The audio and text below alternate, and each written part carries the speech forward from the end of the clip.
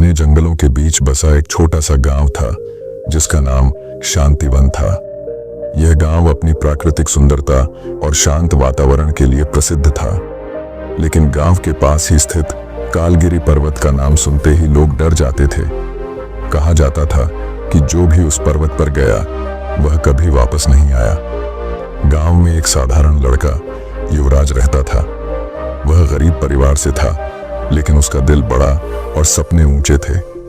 उसकी आंखों में हमेशा कुछ बड़ा करने की चमक होती थी, लेकिन एक समस्या थी, उसे खुद पर विश्वास नहीं था।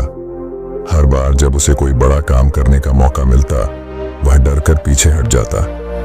एक दिन गांव के ऊपर काले बादल छा गए। गांव के बड़े बुजुर्गों ने इसे अशुभ संकेत माना।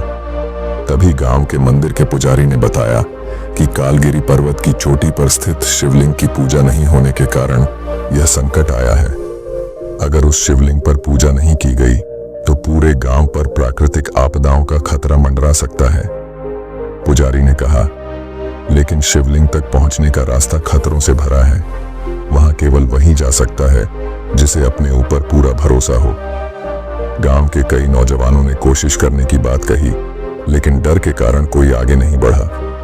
युवराज चुपचाप यह सब देख रहा था। उसके मन में कुछ हलचल हो रही थी। अगली सुबह युवराज ने फैसला किया कि वह इस काम को करेगा। उसने अपने माता पिता से आशीर्वाद लिया और अपनी यात्रा शुरू की। उसके पास न तो कोई खास हथियार था, न कोई साथी, बस एक छोटी सी पोटली जिसमें थोड़ा खाना और पानी था। जैसे ही वह पर्वत की ओर बढ़ा, रास्ता मुश्किल होता गया। घने जंगल, तेज हवाएं और अजीब अजीब आवाजें उसे डराने लगीं, लेकिन वह हर कदम पर खुद को समझाता, मैं इसे कर सकता हूं। रास्ते में युवराज को पहली चुनौती मिली। एक गहरी खाई उसके रास्ते में थी। खाई के पार जाने के लिए कोई पुल नहीं था। उसने चारों ओर देखा तो उसे एक पेड़ का तना मिला। उसने अपनी ताकत से उस तने को खाई पर रखा और सावधानी से पार किया। दूसरी चुनौती थी जंगल के अंदर अजीबोगरीब जानवरों का सामना। ये जानवर भयानक लगते थे, लेकिन असल में उन्हें डराने के अलावा वे कुछ नहीं कर सकते थे। युवराज ने अपनी सांसों को शांत रखा और धीरे धीरे आगे बढ़ता रहा। तीसरी चुनौती सबसे कठिन थी। पहाड़ पर एक गुफा थी जिसमें एक बड़ा सांप बैठा था। वह गुफा ही शिवलिंग तक पहुंचने का अंतिम रास्ता था। युवराज पहले तो कांप गया, लेकिन उसने मन में सोचा, डर के बिना साहस की कोई कीमत नहीं। उसने साहस जुटाया और सांप के सामने खड़ा हो गया। सांप ने उसे देखकर कहा, तुम क्यों आए हो युवक? अगर तुमने मेरे सवालों का सही जवाब दिया तो मैं तुम्हें आगे जाने दूंगा। युवराज ने कहा, ठीक है। सांप ने पहला सवाल किया, सबसे बड़ा डर क्या है? युवराज ने जवाब दिया, सबसे बड़ा डर हमारे मन में है, जो हमें कमजोर बनाता है। सांप ने दूसरा सवाल किया, ताकत कहां से आती है? युवराज ने कहा, ताकत हमारे आत्मविश्वास और मेहनत से आती है। आखिरी सवाल था, क्या तुम इस यात्रा में सफल होगे? युवराज ने दृढ़ता से कहा, हाँ, क्योंकि मैंने अपनी शक्ति को पहचान लिया है।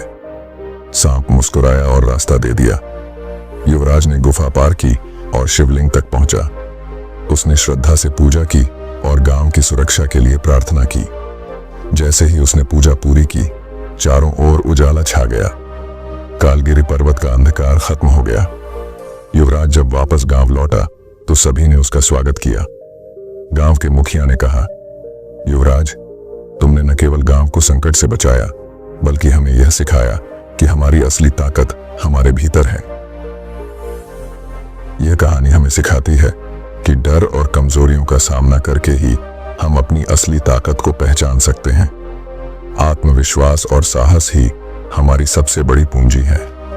जब हम अपने ऊपर भरोसा करते हैं तो कोई भी मंजिल हमारे लिए असंभव नहीं रहती।